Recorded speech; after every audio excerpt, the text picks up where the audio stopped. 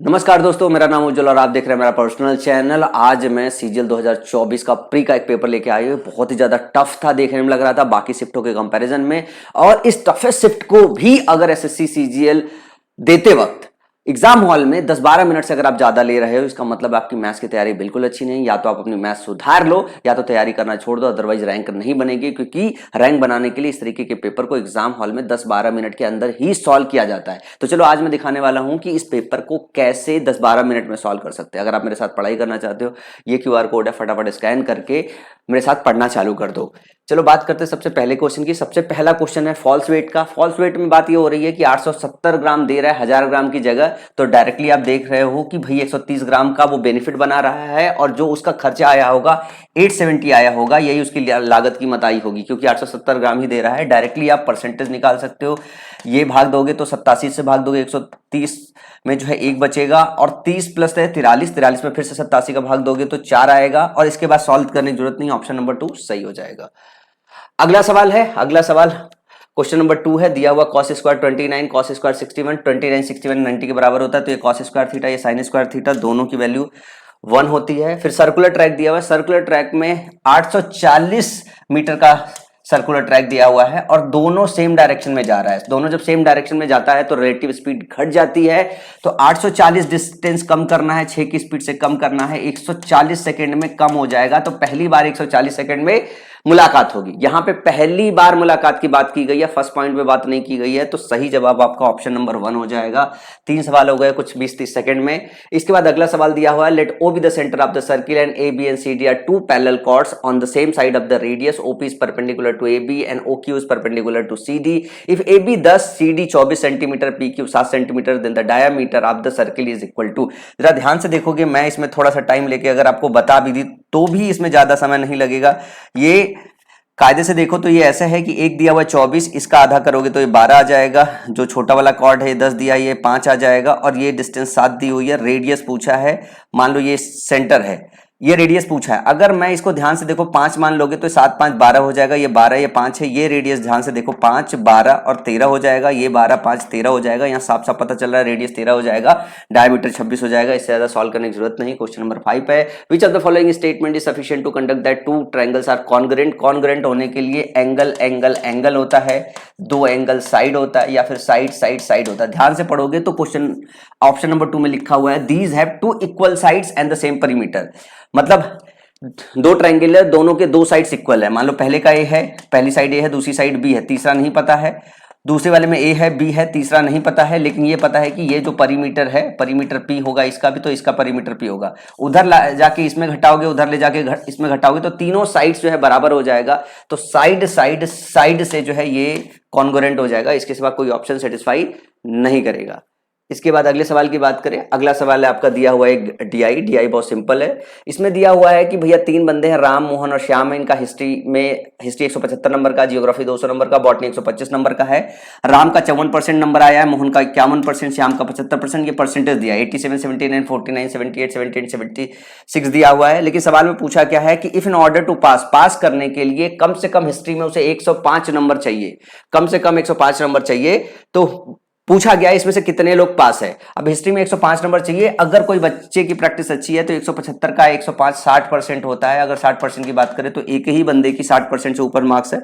तो सवाल का सही जवाब 1 हो जाएगा। दूसरी तरीके से सॉल्व करोगे ज्यादा समय लगेगा, या फिर जिसको नहीं पता वो धीरे से 105 बटा क्या कर सकते हो, 175 कैलकुलेट कर सकते हो और इंटू 100 कर सकते हो। तो 25 सत्ते 175 और 25 चौका 100, 7 और 15 सत्ते 105, 15 चौका 60%। ये ऐसा हो जाएगा। जिसको पता है उसको डायरेक्टली ये पता होगा कि 105 जो है और 175 105 175 का 60% है। अगला सवाल है, 2 पाइप है पी और क्यू, और पी जो है क्यू से 21 टाइम फास्टर है। क्यू 110 मिनट में भर रहा है, दोनों को एक साथ ओपन किया जाएगा तो टैंक कितने देर में भर जाएगी। तो आप सीधे मान लो कि टोटल जो यूनिट है 110 यूनिट है। पी जो है 21 टाइम्स है। अगर क्यू 1 यूनिट भर रहा है तो पी 21 टाइम फास्टर है। दोनों को जोड़ोगे तो 22 यूनिट हो जाएगा। 110 अगर 22 यूनिट से भरा जाएगा तो 22 पंचे 110, 5 सेकंड लेगा। और सही सवाल का जवाब ऑप्शन नंबर 2 हो जाएगा। इतनी तेजी से आपको एग्जाम में सॉल्व करना है। अगला फिर से डी आई दिया हुआ तरुण, रोहित, मोहित, शोभित। इनके जो स्कोर दिया मैथ्स में, फिजिक्स में, केमिस्ट्री में, इंग्लिश में, फिजिकल एजुकेशन में। बोल रहा है who obtain 79% marks in all the subjects taken together. अब ध्यान से देखोगे कि 5 लोग हैं, 5 लोगों में अगर सबका सम किया जाएगा, डिवाइड बाय 5 करा जा रहा है तो 79% आ रहा है। फिर से मैं रिपीट कर रहा हूं, ये डेटा दिया हुआ है तरुण का, रोहित का, मोहित का, शोभित का, समित का, और कुछ भी नंबर इनका टोटल करके डिवाइड करोगे तो फाइनल जो जवाब है किसी बंदे का 79% आ रहा है। ध्यान से देखोगे कि इन सबका एवरेज निकालो और 79% आए, इन सबका एवरेज निकालो 79% आए, इसका मतलब ये है कि जो भी नंबर इनका सम होगा वो 5 से कट जाएगा। ये 5 से कट रहा है, ये 5 से कट रहा है, ये 5 से कट रहा है, 5 से कट रहा है, तो ये 5 से कट रहा है। लेकिन ये ध्यान से देखोगे 5 से इनका सम नहीं कटेगा, इनका भी नहीं कटेगा, इनका भी नहीं कटेगा, इनका भी नहीं कटेगा, तो सवाल का सही जवाब क्या हो जाएगा? तरुण हो जाएगा। तरुण में ही 79% बचेगा। आप करके देख लेना। मैं एग्जाम में इसको ऐसे ही करता, समझ नहीं देता, क्योंकि वो 5 से कटना भी तो चाहिए इंटीजर वैल्यू 79 आने के लिए। अगला सवाल दिया हुआ है क्वेश्चन नंबर 9, मैंने रेड मार्क कर रखा है। क्वेश्चन नंबर 9 बहुत अच्छा क्वेश्चन था। बोल रहा है कि 100 रुपए पे करना है, किसी बंदे को 100 रुपए पे करना है। आपके पास 5 का कॉइन है, 2 का कॉइन है, 1 का कॉइन है, और ये बताना है कि इसमें 5 का कॉइन कितना होना चाहिए। इस सवाल को अगर वैसे जाओगे, ये बोलोगे कि इसका भाई x नंबर है, इसका y नंबर, इसका z नंबर है, तो आप ऐसे कह सकते हो 5x + 2y + z = 100 के बराबर होना चाहिए। x + y + z जो है वो किसके बराबर? 40 होना चाहिए। अब देखोगे 3 अननोन हो गया, 2 इक्वेशन हो गया, बहुत नाइंसाफी हो गई, ये सॉल्व ही नहीं होगा, और ये कह सकते हो कि पेपर में डेटा इनसफिशिएंट है। लेकिन अगर कोई समझदार बच्चा होगा तो इसको ऑप्शन से करेगा। ऑप्शन से करने में सबसे पहले कंडीशन देख लो। मान लो मैंने ऑप्शन नंबर 3 16 ले लिया। मैंने मान लिया कि 5 रुपए का जो कॉइन है वो 16 कॉइन है, तो 16 × 5 = 80 रुपए, इससे पे हो जाएगा। बचा हुआ ध्यान से देखो 20 रुपए बचेगा, इसको पे करना होगा 2 रुपए के कॉइन से, 1 रुपए के कॉइन से। 2 का कॉइन मैंने मान लो x ले लिया और इसका कॉइन y ले लिया, तो 2x + y 20 के बराबर होना चाहिए। और x + y कॉइन का संख्या कितना है? क्योंकि 16 कॉइन ऑलरेडी 5 की हो गई है, तो 24 कॉइन बचा होना चाहिए। अब ध्यान से देखो 2x + y लिखा हुआ है। x + y अगर 24 के बराबर है तो 2x + y कतई जो है 20 के बराबर नहीं होगा, ये तो हमेशा 24 से ज्यादा होगा, तो ये ऑप्शन ही संभव नहीं है। अगर ये संभव नहीं तो 17 रख के देख लो। जैसे 17 रख के देखोगे तो ये हो जाएगा 23, और 17 × 5 = 85 रुपए पेड हो चुका होगा, तो बचा हुआ 15 रुपए का जो सम है वो 2x + y का आना चाहिए। और ये कंडीशन भी संभव नहीं है, तो जब ये कंडीशन संभव नहीं है तो 18 के साथ भी संभव नहीं होगा। इसका मतलब है कि सिर्फ एक कंडीशन संभव हो सकता है, वो भी चेक कर लेते हैं कि नहीं है। 13 का अगर 5 का कॉइन है तो 65 हो जाएगा, और बचा हुआ 35 रुपए पे करना पड़ेगा। 2x + y मिला के और x + y मिला के कितनी कॉइन होना चाहिए? 27 कॉइन होना चाहिए। जरा इसको घटाओगे तो ध्यान से देखो x आएगा और इधर 8 आ जाएगा और y = 21 आ जाएगा। ये सॉल्व हो पा रहा है, तो आपके 13 कॉइन 5 के, 13 × 5 = 65, समझाने में थोड़ा टाइम ले लिया मैंने। 8 × 2 = 16 और ये 21, इनको सम करोगे तो आपके आ जाएंगे 100, और सवाल का सही जवाब क्या हो जाएगा? Option number 1। अदरवाइज किसी तरीके से इस सवाल को सॉल्व नहीं कर सकते, इसका रिप्रेजेंटेशन भी डाल सकते हो आप चाहो तो। अगला सवाल है, the radius of 2 cones are in the ratio of 2:5 and their volume are in the ratio of 3। अगर वॉल्यूम की बात करें, वॉल्यूम दिया हुआ कितना है?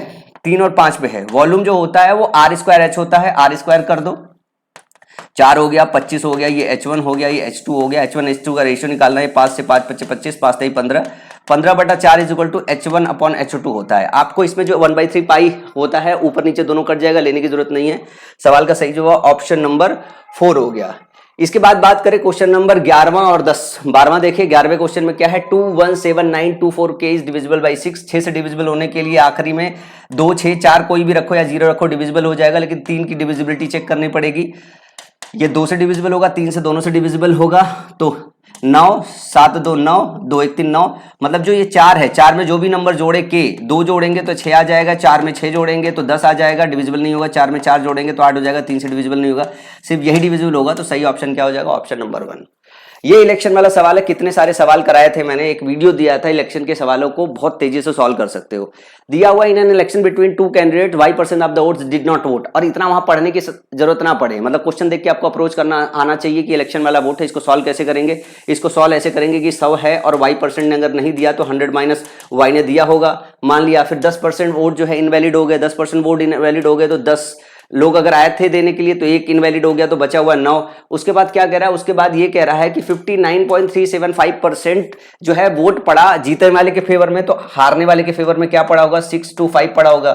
इन दोनों को जोड़ोगे 100 के बराबर होगा। इनके बीच का जरा डिफरेंस निकाल के देखो। इनके बीच का डिफरेंस ये हो गया 375 और 625 में से 75 इधर पे आ जाएगा और 18 इधर जाएगा। 18 7 5 को 3/8 लिखते हो, तो यूं कह लो कि 8 अगर वैलिड वोट पड़े तो 3 वोट से वो जीता।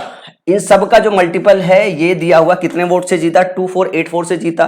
तो 100 minus y into 9 into 3 is equal to 2884।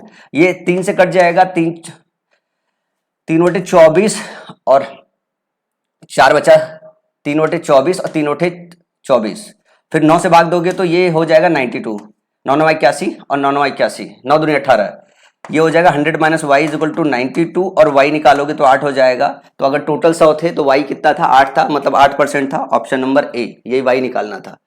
अगले सवाल की तरफ मूव करते हैं। अगला सवाल है हमारा, if the sum of two sides of an equilateral triangle of 16 centimetre.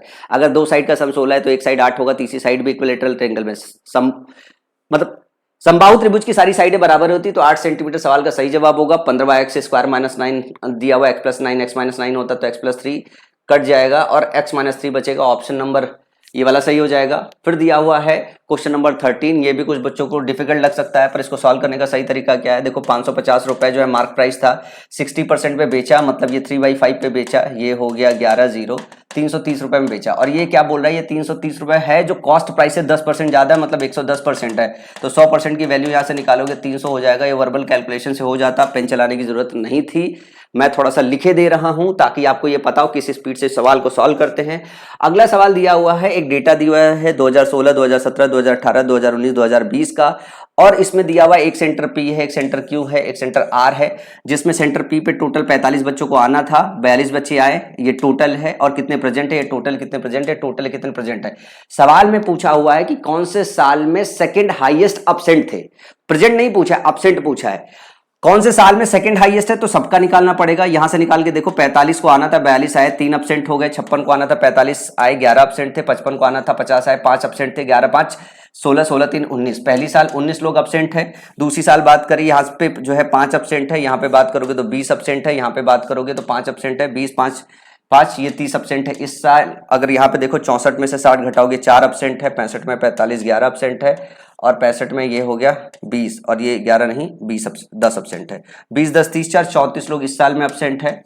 इसके बाद जरा ध्यान से देखो, यहाँ पे 11 का अब्सेंटी है, यहाँ पे 12 का अब्सेंटी है, यहाँ पे कितना 8 का अब्सेंटी, 12 8 20 11 31 की अब्सेंटी यहाँ पे है। ध्यान से देखो, 55 और 44 में 11 अब्सेंट है, 80 और 66 में जो है 14 अब्सेंट है, 90 और 85 में जो है 5 अब्सेंट है। तो 14 19 11 30 अब्सेंट है। सेकंड हाईएस्ट पूछ रहा है तो फर्स्ट हाईएस्ट ही हो गया, सेकंड हाईएस्ट 31 हो गया। कौन सा साल है, 2019 है, 2019 सही ऑप्शन हो जाएगा। अगले सवाल की तरफ देखते हैं। अगला सवाल क्या है, the distance between the centre of the two circle of the radius 22 centimetre 10 centimetre. ये सवाल जरा देखना, ये सवाल भी बहुत ही ज्यादा आसान है। ये सवाल भी, दो सर्किल है, दोनों एक दूसरे से डिस्टेंस पे है, क्योंकि इनके रेडियस का सम और इनके सेंटर के बीच का डिस्टेंस जो है वो कितना दिया हुआ है। ध्यान से देखो, ये पूरा का पूरा डिस्टेंस जो दिया हुआ है, ये दिया हुआ है 37। ये है हमारा 37। ये बोल रहा है कि एक कॉमन डायरेक्ट कॉमन टेंजेंट है, ये हमने ले लिया। मैं क्या काम करूंगा, इससे ये मिला दूंगा, ये दोनों पैरेलल लाइन हो जाएगी, ये दोनों पैरेलल लाइन, ये 37 होगी तो ये 37 हो जाएगी। और एक दिया हुआ है कितना, एक 22 दिया हुआ है, और दूसरा क्या दिया हुआ है, 10 दिया हुआ है। छोटा वाला 10 है, ये 22 है टोटल, ये 22 है। अगर ये टोटल 22 है तो 12 हो जाएगा, ये 37 कट हो जाएगा, 12 हो जाएगा, तो ये 35 होना पड़ेगा जो है। 35 12 37 का ट्रिपलेट हो जाएगा। सवाल का सही जवाब ऑप्शन नंबर 3 हो जाएगा। 18वां दिया हुआ है, sine square 30 minus sine square 40 plus sine square 45 sine square 55 sine square 35 sine square 45 sine 50 sine 60। याद देख रहे हो, 30 60 का जो सम है वो 90 के बराबर है, तो ये वैल्यू 1 हो जाएगी। तो एक वैल्यू 1 होगी तो दूसरी वैल्यू माइनस होगी, प्लस होगी, फिर माइनस होगी, कट के फाइनली क्या आ जाएगी, 0 आ जाएगी। ध्यान से देखो, इस तरीके से सेटअप ही किया गया है कि इसको देख के समझ में आ रहा है ये 0 होगा। अगला सवाल दिया हुआ है question number 19, the average marks out of 100 of boys and girls in examination of 75 और 80 दिया हुआ है। और बोल रहा है कि लड़कों का 75 है, लड़कियों का 80 है, ओवरऑल 78 दिया हुआ है। तो पूछ रहा है किस रेशियो में लड़के लड़कियां हैं। आप एलिगेशन लगा दो, जैसे एलिगेशन लगाओगे 75 ये हो जाएगा 3, ये हो जाएगा 2, 2 3 के रेशियो में होगा। सवाल का सही जवाब 2 3, मतलब पेन चलाने की जरूरत नहीं है, फटाफट एग्जाम में ऐसे ही लग जाता। अगला सवाल दिया हुआ है, Rajesh in his printing press got an order to print some books out of which he is completed 17/27 काम को उसने कंप्लीट किया 34। पूरे काम को कितने में कंप्लीट करेगा, 17 दूनी 34, 27 दूनी 54 दिन में करेगा। सीधा सीधा दिया हुआ ऑप्शन नंबर 1। इसके बाद अगर बात करें अगले क्वेश्चन की, ये क्वेश्चन दिया हुआ है सिंप्लीफाई करने के लिए। ऊपर ध्यान से देखोगे तो x + 5 का क्यूब लिखा हुआ दिख रहा है। x + 5 का क्यूब करोगे, एक्सपेंड करके आ जाएगा। यहाँ x - 5 दिया हुआ है और ये x + 5 और x माइनस 5 दिया हुआ है, ये इससे कट जाएगा, ये कटेगा तो स्क्वायर आ जाएगा x प्लस 5 का स्क्वायर, और ये x प्लस 5 का स्क्वायर दिया हुआ है। अगर ध्यान से देखो इसको, sec square theta minus 1 is equal to tan square theta, tan square theta cos square theta multiply में तो 1 हो जाएगा, ये क्या हो जाएगा, ये कोसेक स्क्वायर थीटा हो जाएगा, सीधा सीधा फॉर्मूला दिखा है, ये दिया हुआ है, इसका स्क्वायर करके खाली जवाब बताना है। तो 25/9 कौन सा ऑप्शन, ऑप्शन नंबर 2। अगला सवाल है क्वेश्चन नंबर 23, इसको मैं थोड़ा बड़ा लिख देता हूं आप सब लोगों के लिए। दिया हुआ 88 भागा 8 गुणे भागा 8 के माइनस 9 अपॉन दिया हुआ 6 स्क्वायर माइनस 35, 7 गुणे 5 से लिखे दे रहा हूं, प्लस के स्क्वायर लिखा हुआ है। इसको जरा से सॉल्व करो, आप पहले भाग दिया जाता है 11 हो जाएगा, 11 के minus 9 upon 6 square 36 minus 35, 1 plus के स्क्वायर। जो आपके ऑप्शन दिए हुए देखो, 2 में 7 दिया हुआ, 2 में 10 दिया हुआ, तो 7 और 10 रख के मत चेक करो, 1 2 3 4 अलग अलग दिया है, सबसे पहले सबसे छोटा वैल्यू रख लो, ये बराबर 1 के दिया हुआ है इसमें, तो यहाँ पे जैसे ही k इक्वल टू 1 डालोगे ये ऊपर 2 आ जाएगा और नीचे भी 2 आ जाएगा, ये सेटिस्फाई कर जाएगा। मैं इसके आगे सॉल्व नहीं करूंगा, ऑप्शन नंबर 4 टिक कर लूंगा। अगला सवाल दिया हुआ है, ये आपका काफी अच्छा सवाल था, बड़ा सवाल भी था, इसकी भाषा भी थोड़ी डिफिकल्ट थी और इसकी भाषा को समझेंगे। सबसे पहले ये चार्ट दिया हुआ है, चार्ट में दिया हुआ maths, chemistry, physics, geography, history, computer science की ये टोटल मार्क्स है ऊपर वाले, ठीक है ना, और नीचे आयुष, अमन, राजद, रोहित, शुभम और तन्वी, तरुण, ये सब ने कितने परसेंटेज इनमें स्कोर कर रखे हैं। सवाल में बोल रहा है कि हम एक ऐसा स्टूडेंट मान ले जो इतना ब्रिलियंट है कि हर सब्जेक्ट में अगर इनमें से कोई हाईएस्ट स्कोर कर रखा है तो उस बच्चे ने उसके बराबर हाईएस्ट स्कोर कर रखा है। तो इस तरीके से अगर वो हर सब्जेक्ट में इन बच्चों के हिसाब से जिसने सबसे ज्यादा हाईएस्ट स्कोर कर रखा है वो हाईएस्ट स्कोर परफॉर्म करता जाता है, तो उसका ओवरऑल में कितना परसेंटेज स्कोर बनेगा। इसके लिए सबसे पहले टोटल चाहिए, टोटल सम करोगे 280, 120 जो है 400, 100, 500 और 600, टोटल हो जाएगा 600। अब भैया मैथ्स में उसका स्कोर कितना होगा, जिसमें सबसे ज्यादा हाईएस्ट अमन ने किया 100%, तो जो नया वाला बच्चा होगा वो भी 100% करेगा, वो भी 100% का मतलब 150 में 150 करेगा। उसके बाद 130 में हाईएस्ट स्कोरर ने कितना कर रखा है 80, तो 13 8 104 नंबर करेगा, वो भी हाईएस्ट स्कोरर के बराबर। फिजिक्स में हाईएस्ट स्कोरर ने 90% कर रखा है, 12 9 108, तो 108 ये भी बंदा स्कोर करेगा। फिर जियोग्राफी में अगर देखो, जियोग्राफी में 95 नंबर हाईएस्ट, 95% हाईएस्ट स्कोरर है और 100 का 95% 95 ही होता है, ये भी 95 करेगा। हिस्ट्री की बात करें 60 नंबर हाईएस्ट स्कोरर है और 90% हाईएस्ट स्कोरर ने स्कोर कर रखा है, स्कोर 60 है, फुल टोटल स्कोर 60 है, 90% किया है, तो 9 छक 54, 9 छक 54। और इसमें जो है 40 में भी हाईएस्ट स्कोर 90%, 9 चौक 36। इन सबको जोड़ दो कि हाईएस्ट स्कोरर ने, जो आप एक नया लौंडा मान रहे हो, नया लौंडा कितना स्कोर करेगा, 6 4 10, 10 5 15, 15 8 23 4 27 हो जाएगा, 3 2 5 5 5 10, 10 9 19, 19 5 19 5 24 और 3 2 5, तो 557 नंबर स्कोर करेगा किसमें, वो 600 में। अगर वो सिर्फ हाईएस्ट स्कोर करता चला जाए, परसेंटेज की बात करोगे तो इंटू 100 करोगे, 0 0 कट जाएगा, 6 9 54, 6 कम 6 और 91 सही, 1/6%, तो सवाल का सही जवाब ऑप्शन नंबर 2 हो जाएगा। इसके बाद बात करें आखिरी सवाल में बहुत बुद्धिमानी लगानी थी, वरना इसमें सबसे ज्यादा आपका टाइम किल होता। सवाल बोल रहा है कि 4,22,092 रुपया का जो है कर्ज लिया उसने 20% के हिसाब से, पहली साल के अंत में उसने मूल रकम 21,669 रुपए चक्का दी, देख लो प्रिंसिपल अमाउंट के अगेंस्ट रिटर्न किया, ब्याज नहीं दिया उसने। फिर बोला है दूसरी साल में अगर उसे पूरा पैसा रिटर्न करना हो तो दूसरी साल के एंड में उसे कितना पैसा रिटर्न करना पड़ेगा। तो देखो, जो ये मूल रकम थी 422 थी, जो मूल रकम 092, इसका 20% उसे ब्याज मिला होगा। ये जो 20% ब्याज मिला वो उसने लौटाया नहीं, लेकिन लौटाया उसने कितना है, लौटाया 21,679 है, 21,679 है, तो इसके पास बचा कितना होगा भाई। सिंपल इंटरेस्ट में ब्याज पे ब्याज तो नहीं लगता है, मूल रकम पे लौटता है, तो मूल रकम उसने ईमानदारी से 21,669 रुपए लौटा दिया, ब्याज नहीं लौटाया। तो जो अगली साल मूल रकम बचेगा वो 3 हो जाएगा, 4 हो जाएगा, और ये यहां पे आएगा,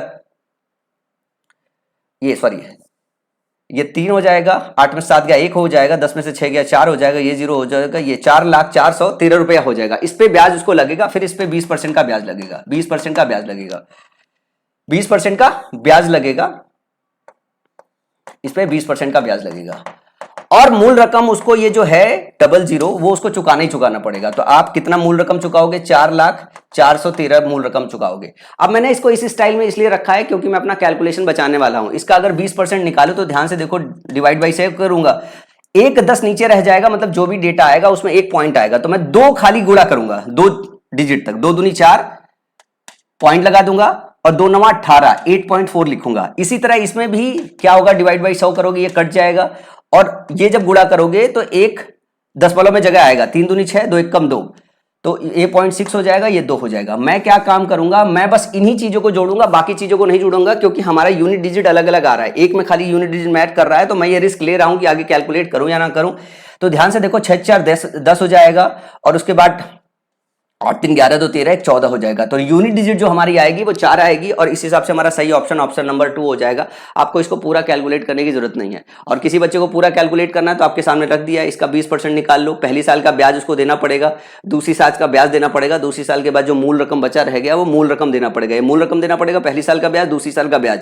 तो मैंने मूल रकम तो निकाल लिया, मूल रकम में ब्याज जोड़ा है पहली साल का, दूसरी साल का ब्याज दे रहा है, यूनिट डिजिट निकाला है जो कि 4 मिल रहा था, तो मैंने यही सवाल का जवाब दे दिया और आगे लगाया नहीं। जैसे मैं आपको समझाते हुए थोड़ा पढ़ा रहा हूं, अगर मैं हॉल में बैठा रहता तो यही अगर डायरेक्टली सॉल्व करता, तो जो इस वीडियो की लेंथ होगी उस लेंथ का आधा टाइम में, अगर मान लो ये 20 मिनट की वीडियो है तो 10 मिनट में एग्जाम हॉल में मेरे से लग जाता। अगर आप इसी स्पीड से क्वेश्चन को सॉल्व नहीं कर पा रहे हो, इसका मतलब है कि आपकी तैयारी आधी और अधूरी है। अगर आप भी चाहते हो इस स्पीड से सारे सवालों को फटाफट जवाब देना और इसी अप्रोच से सवालों का जवाब देना, तो मेरा मेंस का एक बैच चल रहा है, मेरे मेंस के बैच में ज्वाइन करो। और अगर आप बिल्कुल नए बच्चे हो, शुरुआती दौर के बच्चे हो, और आप चाहते हो कि आपकी शुरुआती दौर का जो बेस है वो इसी स्पीड से बिल्ड हो, तो मेरा बेसिक बैच चल रहा है, बेसिक बैच को ज्वाइन करो। ये दोनों बैचेज ऐसे हैं, एक 100 रुपए का, एक 49 रुपए का है। मैं सिर्फ ऑर्गेनाइज करके ये अपने ऐप पे आपको कंटेंट दे रहा हूं ताकि आप मैथ्स को आसान समझो और बहुत तेजी से अपना स्पीड डेवलप कर सको। इस वीडियो में इतना ही, अगले वीडियो में मैं कुछ कंसेप्ट लेके आऊंगा जिसमें मैं बहुत धीमे से बहुत आराम से पढ़ाऊंगा, क्योंकि सीखना स्लो होता है, करना तेज होता है। आज ये वीडियो सिखाने की कम, ये बताने की थी कि एग्जाम हॉल में इसी स्पीड से आपको क्वेश्चन सॉल्व करना चाहिए।